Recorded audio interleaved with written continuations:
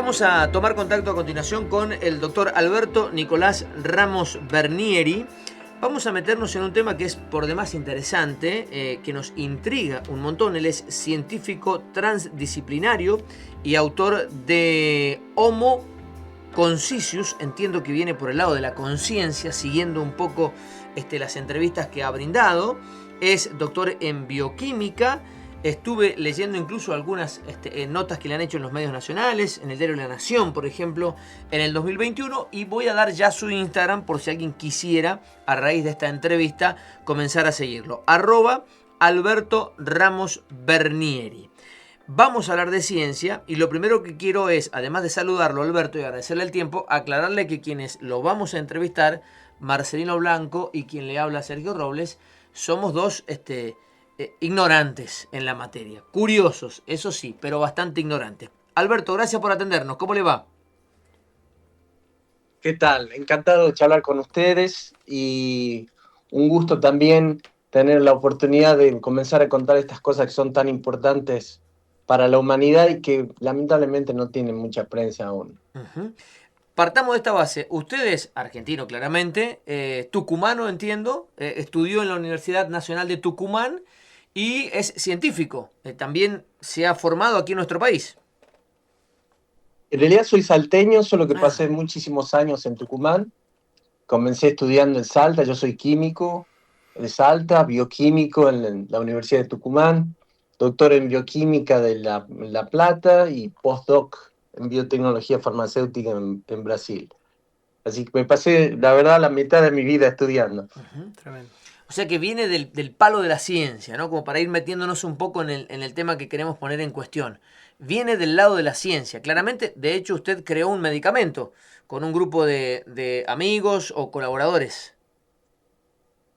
Así es, yo fui investigador de CONICET muchos años hasta que descubrí un nuevo medicamento para heridas crónicas, como las úlceras de pie diabético, las escaras, las úlceras venosas, y ahí decidimos crear una empresa para poder levantar los fondos necesarios para hacer las fases clínicas del medicamento y poder llevarlo al mercado internacional.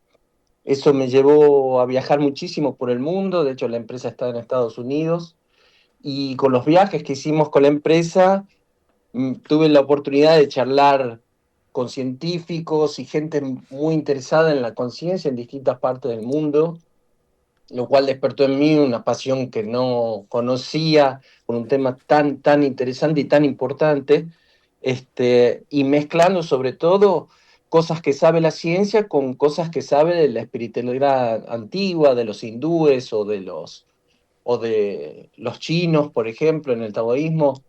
Increíblemente, por primera vez en la historia, la ciencia y la espiritualidad están apuntando en la misma dirección.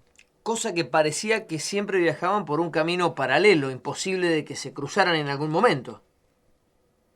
Así es, pero como suele ocurrir en disciplinas separadas, cada una tiene su idioma particular y parecieran que dicen cosas diferentes, y los científicos transdisciplinarios como yo son justamente los que hacen el trabajo de traducción entre idiomas que normalmente no se tocan entre sí. Y increíblemente empecé a encontrar que decían las mismas cosas, ¿no? Uh-huh. Yo llegué a usted a través del Colapso de la Onda, que es un programa que recomiendo a algún curioso que esté por ahí que lo escuche. Debo decirle que en la charla que usted tuvo ahí me perdí una buena parte, porque una charla muy elevada, al menos para mi escaso conocimiento, pero por demás interesante y bueno, motivó este contacto, ¿no? Como para tratar nosotros de bajar un poco al llano lo que ustedes tan interesantemente hablaban en esa charla, entrevista que le realizaban. Arranquemos por lo esencial. ¿Qué entendemos o qué deberíamos entender por conciencia? Bueno, conciencia es justamente la experiencia en sí misma del ser humano. Nosotros no podríamos ni siquiera estar hablando entre nosotros si no tuviéramos conciencia, porque primero tenemos que notar que están ocurriendo cosas en la, vamos a decir, realidad, pero aparecen un montón de descubrimientos nuevos que empiezan a mostrarnos que la realidad a la que tenemos acceso a través de nuestros sentidos quizás no sea la realidad y sea solo una creación cerebral. Y esto no es algo que es una conjetura mía, sino que es algo que cada vez dice con más énfasis la ciencia internacional. La Podría, conciencia termina siendo el proceso de transducción de la realidad a la experiencia personal. No sé si se entiende de esa manera, pero lo puedo decir de una manera un poquito más sencilla. Imagine que usted está recibiendo señales del mundo exterior a través de nuestros sentidos. Por ejemplo, una onda electromagnética que llega a través de los ojos o una vibración que nos llega a través de los oídos. Todo eso es traducido por el cerebro y proyectado en una pantalla que nosotros llamamos mente. La mente es donde verdaderamente tomamos contacto con la realidad. No es en la realidad externa, sino en la mente donde nosotros tenemos contacto con todas las señales que nos llegan y efectivamente nos hacemos conscientes de eso que está proyectado en la mente en el momento en que la conciencia observa la mente. Uno no lo nota con los ojos abiertos, pero si usted hace un ejercicio muy sencillo, como se suelen hacer con la meditación hindú, cierra los ojos y observa la mente. Si imagina, por ejemplo, un animal, usted va a ver que el cerebro es capaz de crear una imagen de un animal, pero eso no es lo más importante. Lo importante es que usted se haga la pregunta, ¿quién es el que está observando la pantalla mental? Porque con los ojos cerrados, tarde o temprano usted se va a dar cuenta que es el observador de la mente. Y ahí aparece el punto esencial, porque la conciencia pasa a ser una definición mucho más parecida a lo que los antiguos llamaban alma. Impecable. Alberto, ¿cómo estamos? Marcelino. Hola Marcelino, ¿qué tal? Bien, en función de esto que planteas, yo te quiero consultar algo. Vos, ¿cómo ves la humanidad hoy día con respecto a este paradigma, a esto que estás planteando? Ya que si bien somos muy influenciables hoy en día, los humanos, por todo lo que nos está bombardeando, pero a su vez poco reflexivos sobre estas cosas de ir hacia el adentro, hacia el yo soy y ver qué realmente hay ahí. Sí, hay una pregunta que, no una pregunta, sino una indicación que se suele escuchar en el mundo actual. Conócete a ti mismo, pero no todo el mundo sabe qué significa conocerse a sí mismo. Desde mi perspectiva, lo más importante de conocerse a sí mismo es que uno note que no es el cuerpo ni es la mente, sino que es el observador de la mente. Y eso cambia toda perspectiva, porque todas las identificaciones que tenemos con las cosas que nos asignaron a lo largo de nuestra vida empiezan a caerse, principalmente cuando uno comprende el concepto de ego. El ego, desde la neurobiología o desde la propia psicología, es un ente ficticio psicológico que el cerebro tuvo que crear para poder diferenciar el afuera del adentro. Si yo estoy observando un objeto, el cerebro para poder hacer cálculos necesita crear un ente para decir, bueno, este ente soy yo, el externo es un objeto. Y ese ente psicológico empieza a asignarle todas las características que recibimos a lo largo de la vida. Recibimos un nombre, recibimos un apellido, recibimos una formación que está asociada a la nacionalidad que tenemos y empezamos a tener una serie de características que creemos que somos eso. Pero en realidad, si uno se pone a pensar con más profundidad, las líneas imaginarias que determinan que uno sea uruguayo o argentino son solo imaginarias. Sin embargo, los seres humanos las creemos verdades y llegamos a matar y morir por esas líneas imaginarias que inventamos los seres humanos. Lo mismo pasa con un apellido. Te asignaron un nombre y un apellido y uno defiende la familia de esa manera sin darse cuenta que en realidad son ficciones humanas y que hay muy pocas realidades que valgan la pena defender. Y al fin y al cabo termina siendo que como estamos identificados con todas esas características del ego, los seres humanos nos enfrentamos defendiendo esas ficciones. Y esas ficciones pueden ser la derecha o la izquierda, una nacionalidad, una religión, una ideología política, etcétera. Si ustedes se fijan, todos los conflictos del mundo ocurren entre egos, nunca entre conciencias. Y cuando uno nota eso, empieza a notar lo ridícula y fútil de todas las divisiones humanas, ¿no? ¿Y cómo cree usted entonces que podríamos intentar apartarnos de eso?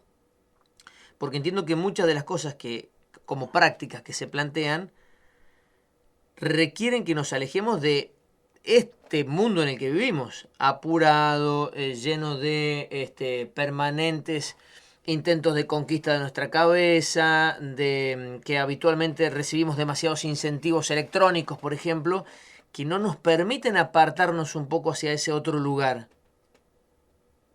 Ujú, tal cual.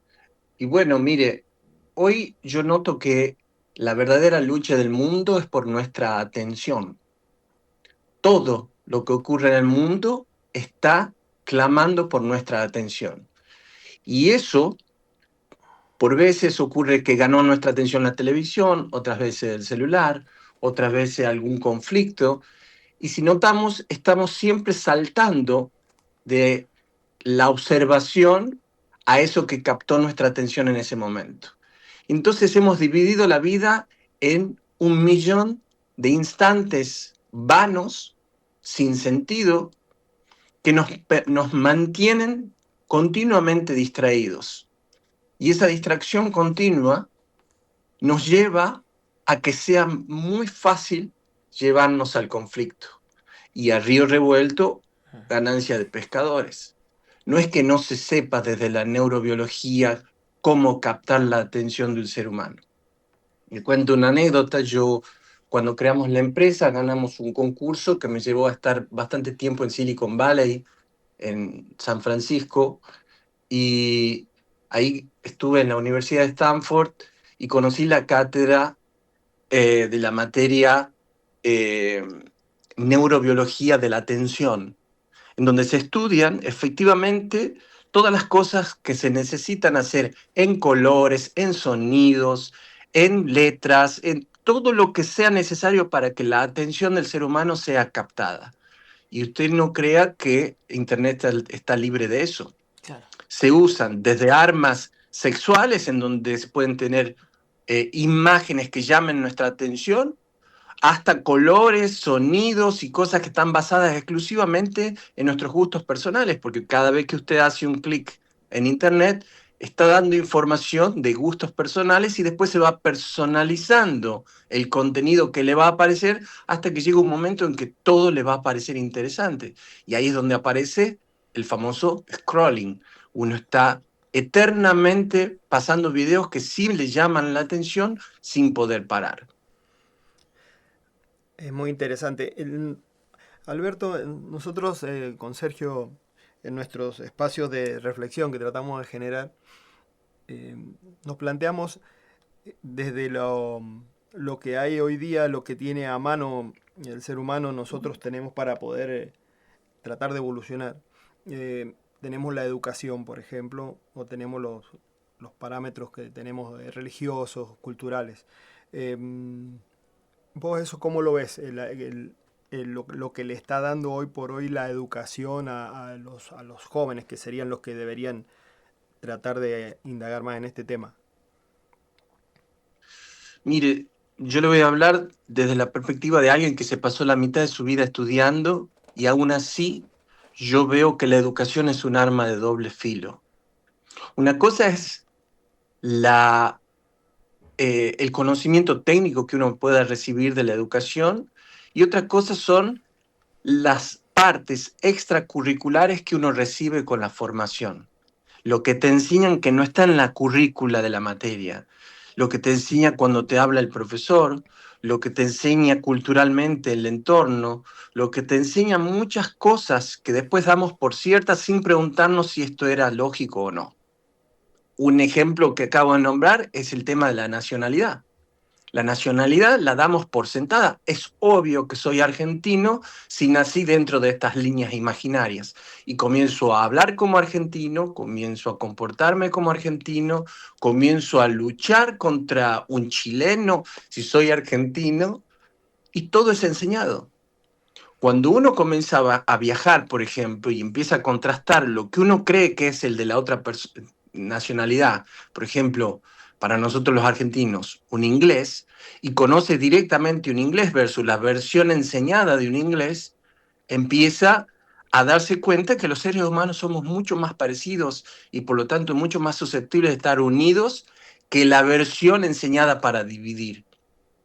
Y en cada país existe una historia oficial que nos van contando que hace que uno tome postura, porque el ego lo que ayuda es a tomar postura, y cada vez que uno toma postura, pertenece a un bando. Y en el momento que uno pertenece a un bando, el otro bando se ve como enemigo.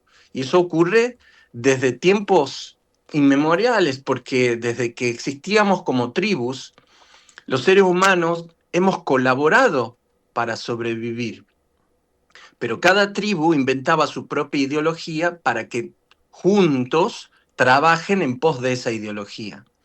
Pero llegó el momento histórico inevitable en donde cada tribu empezó a contrastar la ideología propia con la ideología de la tribu con la que se encontraban. Y empezaban a luchar diciendo, no, esta es la verdad, no, esta otra es la verdad, y se mataban por eso. Entonces la ideología servía para la colaboración para grupos pequeños, pero a la hora de lograr la unión de la humanidad, la ideología debe ser descartada, porque sirve muy bien para unir grupos, pero no para unir al todo. Y a partir de ahí aparece lo que yo escribí en mi libro Homo Conscious. El Homo Conscious es la nueva evolución de la humanidad, el ser humano que es consciente de su propia conciencia. El Homo sapiens era el ser humano consciente de su propia inteligencia y por lo tanto todo lo abordaba desde el intelecto, creyendo que es la manera más evolucionada de analizar la realidad. Pero cuando uno analiza desde la conciencia, empieza a notar que es capaz de trascender los conflictos que parecieran que son intrascendibles en el ser humano, como las guerras, como las matanzas, como la división, el odio. Y esto es Ahora, posible simplemente autoconociéndose. Alberto, y yendo hacia eso entonces, y volviendo casi a la génesis de esta charla, ¿venimos en blanco y nos van Venimos en reseteando? blanco. Sí, señor, somos pura conciencia en el momento de nacer. Por eso un niño vive asombrado con el mundo. Cada vez que ve un insecto, el sol o la naturaleza, queda literalmente asombrado. Y eso lo vamos perdiendo porque vamos reemplazando el asombro de un niño por la percepción intelectual. El árbol ya no es el árbol, es el nombre que le dimos al árbol. El insecto ya no es el insecto, sino es una hormiga que tiene tales características. Entonces la intelectualización de todo el conocimiento hace que uno empiece a filtrar la realidad a través del conocimiento. Y uno deja de ver la realidad directa así y empieza a verla filtrada. Ahora imagine cuando además interpretan lo que está ocurriendo en la realidad con lo que me enseñaron que significa. Entonces uno puede ver, por ejemplo, una persona acariciando un perrito y a una persona le parece que es tierno y a otra persona le parece que es asqueroso, exactamente la misma cosa. Entonces nosotros tenemos una serie de cosas aprendidas a lo largo de la vida que usamos para filtrar lo que está ocurriendo. Por eso el de izquierda y el de derecha pueden estar observando exactamente la misma situación e interpretar cosas diametralmente opuestas. La realidad es que el Homo Conscious es capaz de notar que el que fue formado de la otra manera es la oportunidad de ver todo. Porque si yo veo un cuadro desde el frente o desde el reverso, obviamente no estoy viendo la misma cosa. Y no puedo creer que el otro está equivocado porque está viendo otra cosa, sino puedo notar que el otro me permite ver la completitud del cuadro porque está viendo la otra perspectiva. Ujú. Y eso es lo que explotan los políticos al obligarnos a reemplazar la visión parcial de una de las partes por el todo. Claro. Por eso la democracia nos ata a elegir una parte cuando en realidad, para que todos estén contentos, deberíamos integrar lo que se necesita desde la izquierda más lo de la derecha, no Ujú. uno u otro, sino uno más el otro. Y ahí viene quizás la parte esa donde no te permiten que seas gris, que analices las cosas desde otra óptica. Claro, porque justamente para evitar que uno piense y se termine dando cuenta, pues esto es bastante obvio cuando uno lo dice en voz alta, pero si a mí me mantienen todo el tiempo corriendo, distraído y enojado, probablemente en ese miedo de que el malo gane, yo empiece a actuar para evitar que el otro gane. Y empiezo a votar para evitar que el otro gane. Entonces, en vez de buscar el bien común, busco que no gane el otro. Claro. Ahora, con el tema de la conciencia, pienso, venimos en blanco, dice usted. Es inevitable que ese blanco sea cooptado por algo, por un manojo de ideas. Totalmente, ¿Cómo hacerlo lo más sano totalmente. posible? Me pregunto si es que ustedes han analizado esa posibilidad. Con conciencia, sabiendo que lo que yo sé no es una verdad absoluta, sino es algo que he aprendido. Y en vez de defenderlo como la verdad, lo defiendo como lo que he aprendido. Imagine una visión más de niño que creer que lo que yo sé es lo correcto y lo que sabe el otro es lo incorrecto. O peor, que los que piensan como yo son los correctos y los que no piensan como yo son los incorrectos. O aún peor, que los que piensan como yo son los buenos y los Mm. que no piensan como yo son los malos. Usted puede imaginar una visión más de niño y así es como funciona la humanidad toda hoy. Explotada por los que ya entienden esto y los que no lo entienden, llevados como un rebaño a la división total. Cuando uno entiende esto, primero debe entender cómo es que vamos formando el ego desde que somos niños. Esto ocurre en los 7 primeros años de vida, donde descargamos todas las apps que usamos después para gestionar nuestra vida, para ser un buen hijo, para ser un buen argentino, para ser un buen cristiano, para ser, etcétera, etcétera. Vamos aprendiendo cosas que después se transforman en la parte columnar de nuestra personalidad, y la personalidad es justamente la manera con la que interactuamos con el mundo. Ahora, entendiendo esto, uno puede empezar a formar de una manera más amplia a los niños, cosas que eso no ocurre en casi ningún lugar del mundo, eh, y empezar a notar que es en la colaboración y no en la competencia lo que el ser humano ha usado para poder sobrevivir a lo largo de la historia, ¿no? Claro, es como que Simplemente con esas dos cosas sí. uno puede empezar a notar que aún formando al propio hijo por amor, uno puede estar enseñándole a dividir. Es como que hemos naturalizado que tiene que ser el uno por el otro y no el uno con el otro. Exactamente. Es exactamente lo que te dice.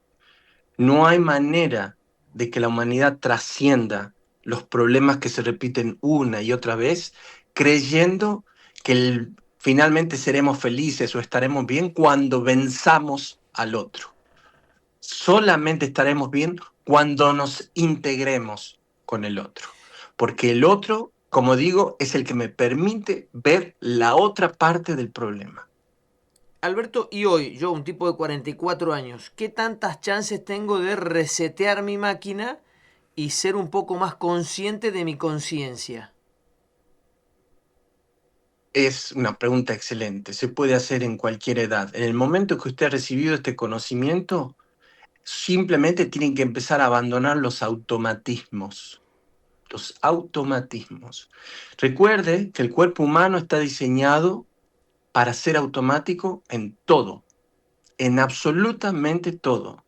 Nosotros respiramos automáticamente, aunque podríamos hacerlo en conciencia también. Nuestro latido es automático.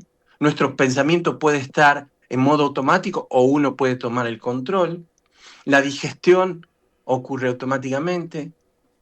Y cuando uno ha descargado todas estas apps, puede inclusive actuar y vivir en modo automático sin haberse dado nunca cuenta que está solo respondiendo de manera automática basado en todo lo que ha aprendido a lo largo de su vida. Entonces, lo principal para poder salir de estos es notar que uno está respondiendo automáticamente. Por ejemplo, me dicen un insulto que yo considero altamente ofensivo por lo que he aprendido a lo largo de mi vida. Si estoy en automático, reacciono, me enojo, recurro a la violencia. Si estoy en conciencia, digo, eso no soy yo. Y no dejo que tome control de mí la reacción. Y entonces puedo ir modificando todos los circuitos cerebrales que están hoy en modo automático y que me llevan solo a reaccionar a un modo consciente en donde uno puede directamente tomar verdadero control de la propia vida y actuar en consecuencia. Y esto va en todo, ¿no? Puede ser desde cómo me alimento hasta cómo elijo pareja. Yo siempre uso de ejemplo una amiga que me dice, todos los hombres son iguales. Y yo le digo, no, todos los hombres que vos elegís son iguales, porque vos aprendiste un conjunto de cosas para cómo elegir pareja. Entonces siempre elegís de la misma manera. ¿Sí? Eso puede extrapolarse a cualquier área de la vida humana y entonces cuando uno se va haciendo consciente de eso, empieza a autoanalizarse y decir, ¿de dónde me viene esto? Con lo cual yo gestiono mi vida. ¿Qué relación tengo con el dinero? ¿Qué relación tengo con el poder? ¿Qué relación tengo con el trabajo? ¿Qué relación tengo? Y cuando uno empieza a ver de dónde aprendí, empieza a ver que hay una línea familiar de aprendizaje y esa línea familiar de aprendizaje va generando el destino de esa familia. Por eso hay familias que están atadas a la riqueza y hay familias que están atadas a la pobreza, Y, sin desconocer que uno puede eh, eh, cortar ese ciclo en algún momento. y yendo, insisto, nuevamente a esa parte inicial, entiendo entonces que no hay ni buenos ni malos originalmente, ¿o sí? Exacto. No existe el bien y el mal. El bien y el mal es un concepto humano que fue a su vez explotado por la religión después. Obviamente nadie está diciendo que podría ser bueno o malo matar, ¿sí? Lo que estoy diciendo es que el uno mate viene atado a una creencia previa. Hitler no creía que estaba haciendo el mal. Por lo contrario, estaba convencido que estaba haciéndole un bien a la humanidad. Y así cada ser humano que mata justifica desde su propio conjunto de creencias que está haciendo el bien. Bien. Alberto, una otra pregunta. ¿Qué es la fe para vos? La fe tiene dos caras aquí. La fe es el relleno artificial con el que tapamos los huecos en el conocimiento. Lo que no sabemos, lo rellenamos con fe, porque el ser humano no soporta la incertidumbre. Entonces, la fe es un hermoso relleno artificial para decir, en vez de decir no sé, digo es esto. Y con ese relleno artificial, cuando uno lo utiliza de mapa, imagínense que en vez de usar un GPS, usted usara un mapa falso. Yo no sé cómo es el camino, pero yo creo que el camino es así. ¿Usted va a encontrar el lugar? Probablemente no. Claro, No, no. lo más probable es que no. Probablemente. Entonces, la fe nos puede llevar a lugares equivocados, aunque nos haga sentir bien y nos haga sentir seguros. El ser humano tiene que empezar a aceptar la incertidumbre y buscar denodadamente el conocimiento para poder empezar a usar mapas reales no basados en fe. Esto no habla ni de la religión, ni de Dios, ni de ninguna de esas cosas, sino de la manera en que gestionamos nuestra vida, porque la fe está transversalmente en todo lo que hacemos. Muchas cosas no las sabemos, las creemos. Y cuando gestionamos la vida a través de las creencias, podemos fracasar sistemáticamente sin darnos cuenta que estamos usando un mapa falso. Y entonces nunca alcanzamos los objetivos. O sea, vos estás... Siempre teniendo en cuenta que el conocimiento no es lo mismo que verdad. Y a veces la ciencia peca con eso, porque intenta sustituir la verdad por el conocimiento generado con la investigación, y no son sinónimos. ¿Me podría hacer doble clic, como se dice ahora ahí, en ese concepto? Bueno, a lo largo de la historia la ciencia ha tenido una serie de seguridades que promulgaba como ciertas, que ha ido reemplazando por nuevas seguridades a lo largo de las nuevas investigaciones. Desde salud, de decir, no sé, la sal es mala y te genera hipertensión, a las últimas investigaciones, no, la sal es necesaria para la vida en una justa concentración y medida. Eso visto en cosas más cotidianas, hasta asegurar que no existe más nada que el mundo material. Y yo cuando hablo de Dios, no necesariamente tengo que hablar del mismo Dios del que habla la religión, porque justamente la evolución humana lo que nos permite es arribar a versiones cada vez más evolucionadas de Dios, que no necesariamente es el hombre barbón sentado en un trono. Entonces, cuando uno nota que en la evolución del conocimiento nos vamos acercando a la verdad, pero no es lo mismo que la verdad, uno puede notar que aceptando la incertidumbre, uno sigue buscando. Cuando uno no acepta la incertidumbre y la reemplaza por fe, en ese momento detiene la búsqueda porque yo ya sé. Y en el momento que yo digo ya sé, detengo la búsqueda y dejo de evolucionar. Y eso le ha pasado a la humanidad. En la búsqueda sistemática ha seguido evolucionando en algunas áreas y en otras dice, ya sé que no hay más nada que el mundo material. Y ha detenido la búsqueda y ha dado falsas desesperanzas a la humanidad. No falsas esperanzas, falsas desesperanzas a la humanidad. Y nos ha llevado a un mundo hedonista en donde aprovecha hoy que mañana te mueres y no hay más nada. Y en realidad no lo sabemos. Ahora, Y ahí, cada vez sí, sospecho que vamos más en la otra dirección. Porque si quiere después hablamos de las experiencias cercanas a la muerte y mucha otra evidencia que está surgiendo sí. con respecto a la vida después de la muerte. Lo tengo acá justamente anotado, pero quería tratar de terminar de interpretar entonces esto de ciencia y fe. Si es que van de la mano sin darse cuenta o si desde ambos lugares hacen mucho esfuerzo para evitar entender que pueden ir de la mano.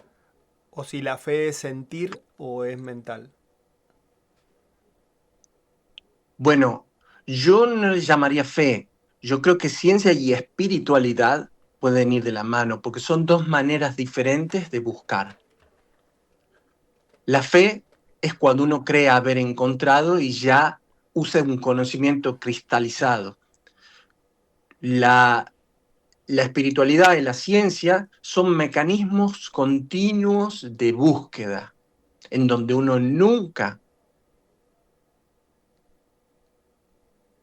hasta esta versión, estoy en versión 1.0, 2.0, 3.0, 4.0 de Dios, pero voy a seguir evolucionando y capaz que en una de las versiones intermedias me vuelvo ateo. Correcto. Más avanzada me vuelvo agnóstico y en una versión más avanzada entro en contacto con Dios, pero con una versión diferente a la que me enseñó la religión. Lo mismo con cada cosa, y la espiritualidad te ayuda a buscar. Para mí la ciencia lo que te ayuda es a buscar hacia afuera, y la espiritualidad te ayuda a buscar hacia adentro, pero como si fueran un círculo, terminarán tarde o temprano tocándose en un punto. Usted en esa entrevista que brinda en el colapso de la onda, mientras tanto yo recuerdo que estamos hablando con el doctor Alberto Nicolás Ramos Bernieri, que es científico transdisciplinario. Estamos charlando con él, si quieren seguirlo, @Alberto Ramos Bernieri, pueden seguirlo allí. Homo Conscius, su libro, es el que ha motivado también parte de esta charla. Decía, sin entender demasiado, entiéndame usted a mí, Alberto, encontré en esa entrevista dos temas que me llamaron la atención y los estuve buscando un poco en internet y me costó encontrar data al respecto. Que usted menciona un par de ejemplos que tienen que ver con electrobiofotones sanadores de la mano. Uno de los papers que quedó ahí como perdido, como que por algún motivo no termina de tener demasiada popularidad. Y después puso otro, no sería en este caso un ejemplo, sino una experiencia con respecto a dos tanques de agua muy distantes uno de otro. Eh, Quisiera que nos lo contara, como para encontrar nosotros también allí un poco más de conocimiento sobre cosas que pasan y de las cuales es muy difícil conseguir información. Sí, bueno, vamos por partes. Todo el objetivo de mi investigación era mostrar que es posible desde la ciencia convencional empezar a estudiar fenómenos no físicos. Obviamente no van a ser con las mediciones convencionales porque no existe tecnología aún para hacer ciertas mediciones. Así como alguna vez negamos la existencia de las ondas electromagnéticas porque no teníamos cómo medir ondas electromagnéticas y por lo tanto decíamos no existen, o alguna vez dijimos los microorganismos no existen porque no teníamos cómo verlos, nos vamos haciendo más conscientes y aumentamos la conciencia de cómo es la realidad a medida que vamos descubriendo cosas. Mientras tanto, tenemos versiones limitadas de la realidad. Y el problema es que creemos que es sinónimo la versión actual que tengo de la realidad y la realidad. No, la realidad absoluta es 1.000 millones de veces más compleja que a la que tenemos acceso actualmente. Eso significa que hay mucho más en la realidad que lo que nosotros tenemos acceso en nuestra mente. Recuerden que todo lo que tenemos en nuestra experiencia cotidiana está en nuestra mente, desde la sensación de tacto hasta la visión o el oído o cualquiera de nuestros sentidos. Nada está ocurriendo afuera, todo está ocurriendo en la mente. Y esa es la parte más difícil porque si bien ya sabemos que eso es así, no se le da mucha prensa. Ahora, dicho eso, cuando ya sabemos que todo lo que hace nuestro cerebro es transducir señales e información de la realidad absoluta y la transforma en la realidad relativa que experimenta cada uno en su mente, mientras cada uno cree que está experimentando algo afuera, también ocurre que hay muchas cosas que nos permiten saber que hay una interacción entre la mente y el mundo físico. Algunas de las cosas más documentadas son, por ejemplo, el efecto placebo. Nosotros ahora con nuestro medicamento vamos a hacer una prueba clínica en donde yo hago el grupo tratado con mi medicamento y un grupo placebo. El grupo placebo es el reconocimiento más grande que tiene la ciencia de la influencia que tiene la mente sobre la autocuración. Porque si un paciente recibiendo nada, porque el efecto placebo es justamente el grupo, sin saber, ese grupo que está placebo, no sabe que no está recibiendo el medicamento y está recibiendo agua, por ejemplo, en nuestro caso. Y se cura. Claramente hay una influencia de la creencia sobre la autocuración. Y existe también el efecto nocebo. Y existen literalmente miles de papers mostrando personas curándose de múltiples enfermedades diferentes, desde cáncer hasta una herida crónica como en nuestro caso, porque cree que está recibiendo el medicamento. Ahora, también se han estudiado personas que son capaces de curar a otros, así como uno puede autocurarse con el efecto placebo, aunque todavía no sabemos cómo, porque no se lo ha estudiado, se lo da por sentado al efecto placebo y nadie se pregunta, ¿pero de dónde viene? Claro. ¿Qué genera que alguien pueda autocurarse? ¿Y por qué todos los organismos regulatorios del mundo te obligan a usar un grupo control placebo, dando por sentado que hay gente que puede curarse a sí misma creyendo que está recibiendo el medicamento? Pasó con la pandemia, se me viene a la Bueno, mente el momento de la búsqueda de la vacuna. Ahora estoy terminando de entender todo lo que pasaba con ese famoso grupo placebo. claro, claro.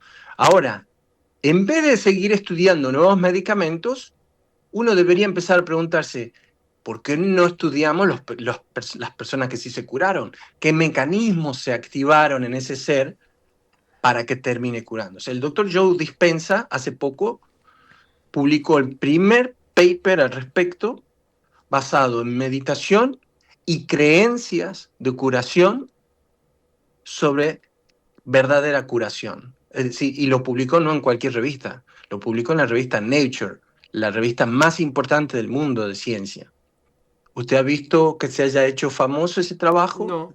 No, porque hay un paradigma materialista que toma como un riesgo, casi como si fuera una mentira avalada, y ahí hay que empezar a mostrar que hay mucha más ciencia que solo la que recibe prensa. Y es ciencia, no es una mentira.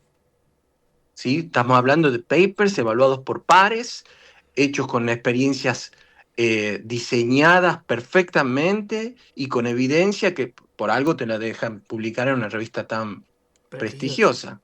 Ahora, yendo a lo que usted me preguntaba de los biofotones, personas curadoras, sea cual sea su creencia previa, estamos hablando de curadores chamanes o personas que hacen imposición de manos que son cristianos o personas hindúes que son capaces de crear, cada uno con una creencia previa diferente, pero cada uno con la convicción de que puede curar a otro ser humano. Y se han medido la liberación no de electrobiofotones, biofotones, que son fotones que surgen de colapsos cuánticos. Es más complejo de explicar, pero los biofotones es un tipo de radiación que se liberan ante ciertas reacciones a nivel cuántico. Todavía nos falta mucho para saber cómo ocurrió eso. Lo que sí se ha medido y se ha fotografiado, que las personas que tienen esta capacidad curativa, entre comillas, liberan biofotones de sus manos. Y eso ha sido publicado también, y de eso es lo que hablaba en esa entrevista. Y finalmente, los trabajos de Masaru Emoto, que es el investigador que estudió mucho el agua.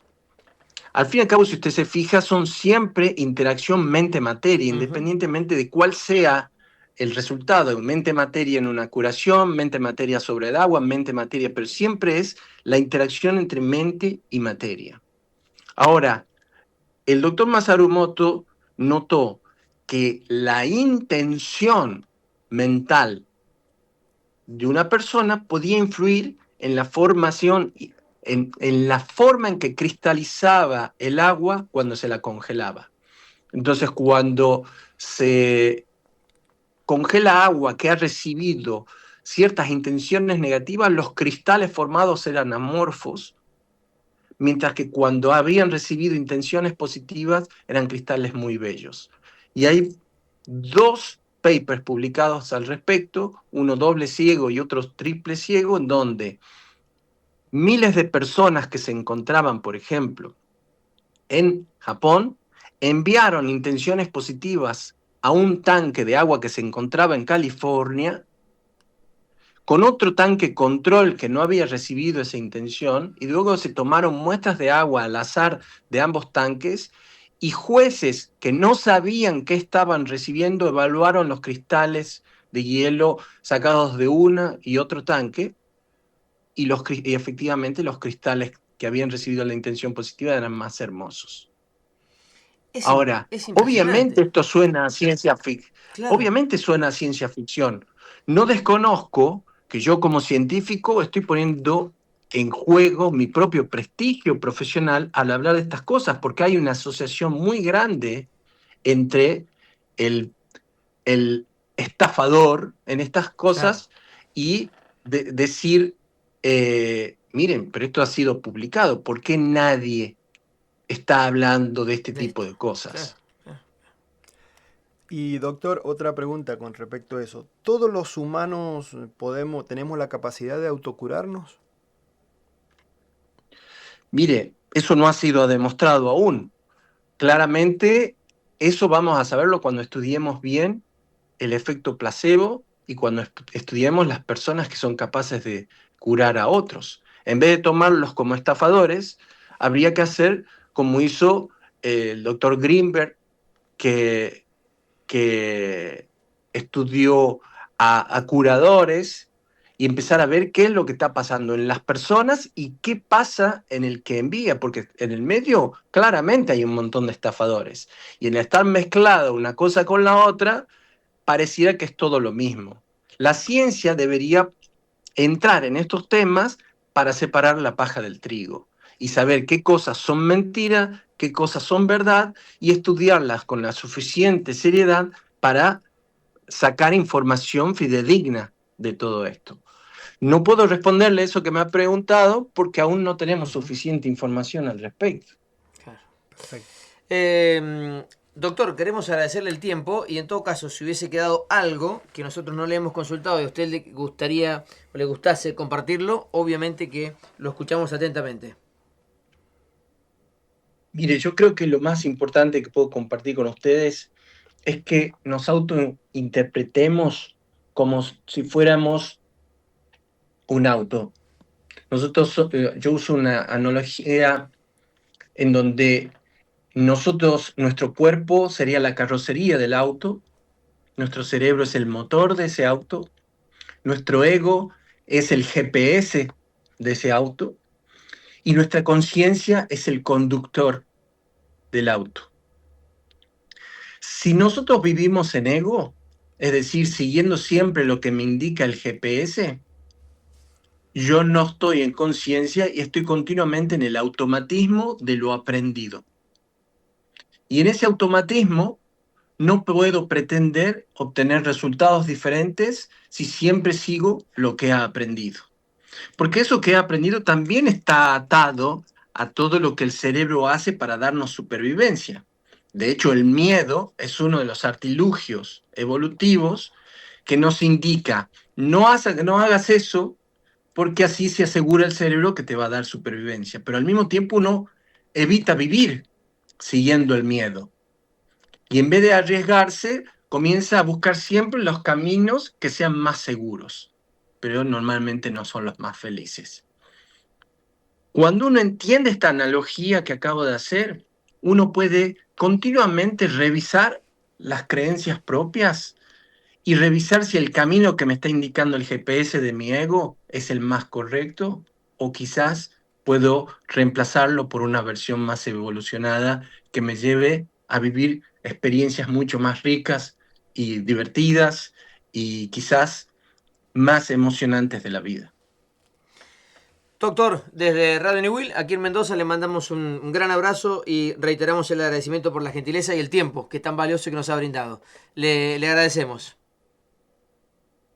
No, les agradezco a ustedes por permitirme compartir esto que vengo aprendiendo.